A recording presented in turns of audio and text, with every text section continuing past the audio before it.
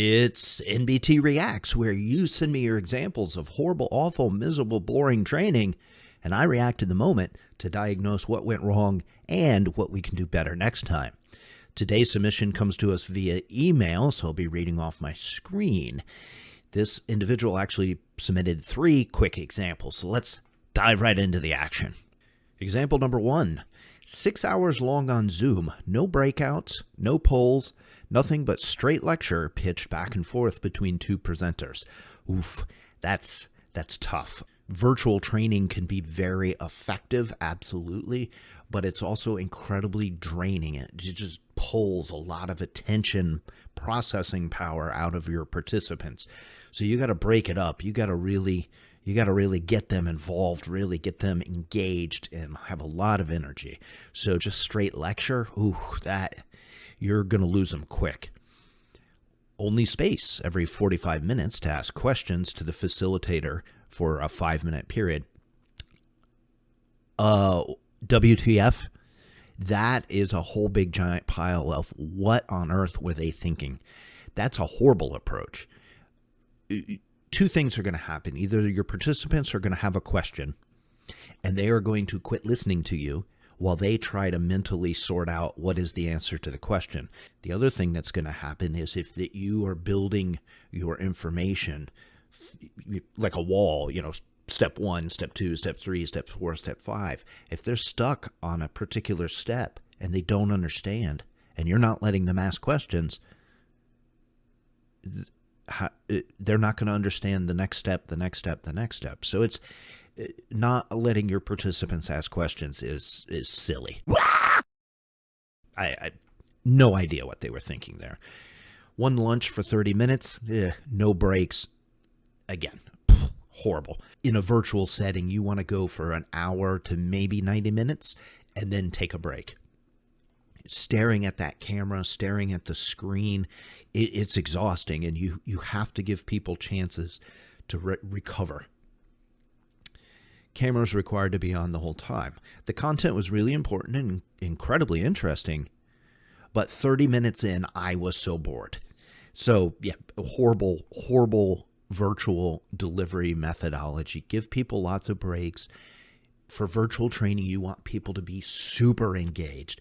Every minute or 2, you're asking them a question around the material that you just shared to check to make sure they understood it, to help them figure out the answer for themselves in sort of a Socratic approach. You're wanting to do breakouts and games and activities and whiteboards and funny things, and you've got to really mix it up. And then, of course, let people ask questions. So there's your first example. Hello! The second example, 5 days, 4 hours each day training on Zoom. So again, virtual. Facilitator loves stories so much that I learned more about their career in the 5 days than I learned about the content.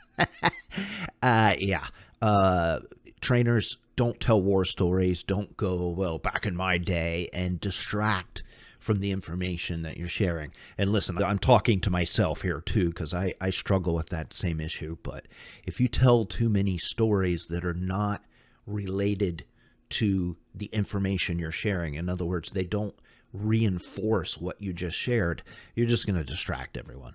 On top of that, in the rare moments where we had a breakout room and were able to talk to each other, the facilitator gave us an exercise that took 30 minutes, but only gave us 5 to do it. So yeah, a couple things there. In the rare moments we were in a breakout room, lean heavily into the breakout rooms in virtual training. All of the virtual platforms have the breakout functionality.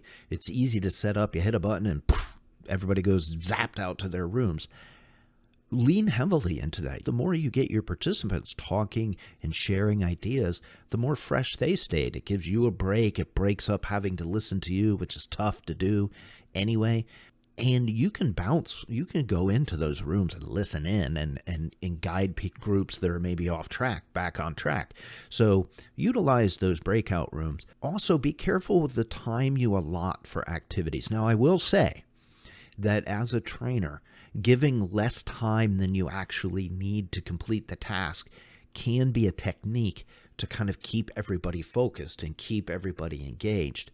If you tell people you've got half an hour to do something, they're going to take 22 minutes talking about the weather and then do the thing in the last few minutes. So crunching down the time is not necessarily a bad thing, but trainers, you don't want to go so short that they don't actually have time to engage in what you're wanting them to do. 20 hours of training later, I had a bunch of handbooks that I'll probably never read and no increase in skills. So in this example, got a bunch of great stories, got a really crappy handbook that's collecting dust. Maybe it's a doorstop now, and didn't learn much. So obviously not good. Quick side note on handbooks and workbooks. I'm not anti-workbook or handbook, but it's sort of like PowerPoint slides or your slide deck. I rail against slide decks because everybody misuses their slide deck, and I'm trying to make the point that you don't plan your training by building a slide deck, and you don't read your slides, and you don't have horrible, awful walls of text and all that stuff.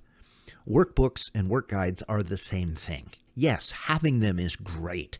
Having them is helpful, and it gives another visual delivery of your material. It helps people take their notes, etc., 100%. However, the harsh reality is people oftentimes don't go back and review those workbooks. The harsh reality is it takes a ton of energy to put all of those together. Now you've got to assemble the workbook. You have to keep the workbook up to date. So if your content changes, your workbook's automatically out of date, and now you have to go and update that. You can get into the whole sustainability issue of having to print out these giant workbooks, and all of a sudden the workbook becomes this massive time sink, and ultimately people take it home and never look at it again, usually. Some people do, of course there's exceptions, but oftentimes it becomes a doorstop. So workbooks, that's a whole separate subject. Let's take a look at the third example they sent in. It was at a conference. Well, finally we're in person, so that's good. And the person facilitating an hour-long workshop was so unprepared and nervous. I felt bad for them. Like that feeling when you want to get up and help them figure it out. Oh, man. Listen, if you're going to train people, that's a responsibility. You have a responsibility to prepare, to know your material, to know your content. We all get nervous. We all get anxious. I still do. After all these years, especially if it's material that is maybe new or I'm not 1,000,000% confident in, of course you have that little running voice in the back of your head while you're talking to people. Absolutely normal. But to be so unprepared and nervous to the point where you cannot take your participants on a learning journey and help them learn and grow, that's not good. The slides didn't work. Ooh, boy, technical glitches there, which wasn't their fault, of course, but they could not pivot.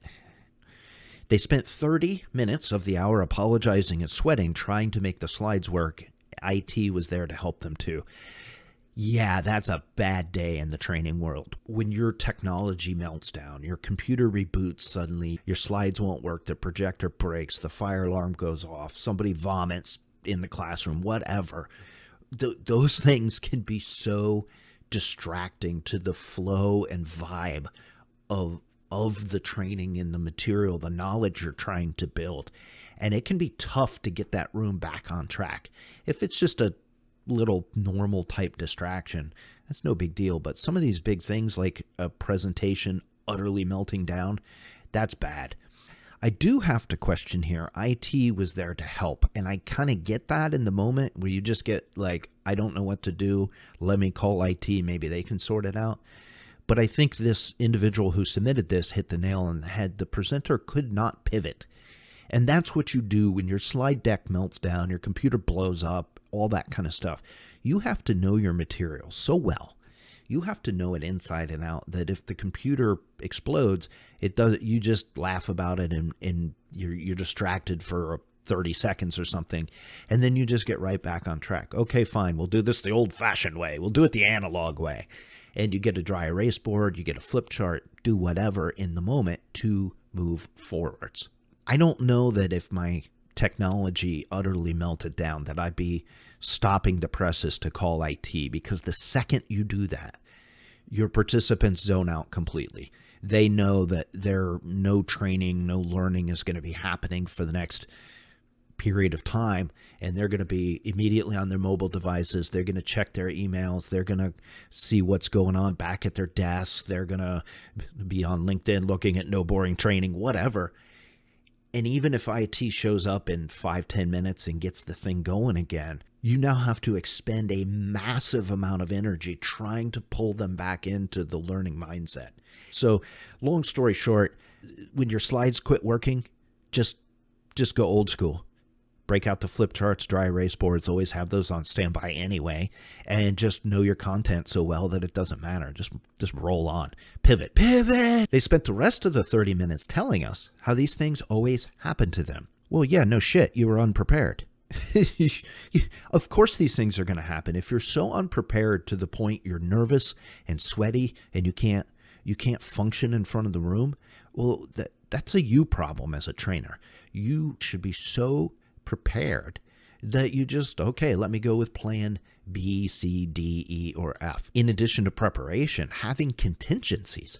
And I like the military PACE planning, PACE, primary, alternate, contingency, and emergency. In other words, you have a backup to your backup to your backup to your backup. So even if the entire thing goes just utterly pear-shaped, no problem. You just have already got these contingency plans figured out ahead of time. So many people just walked out. It was rough. My empathy was on high.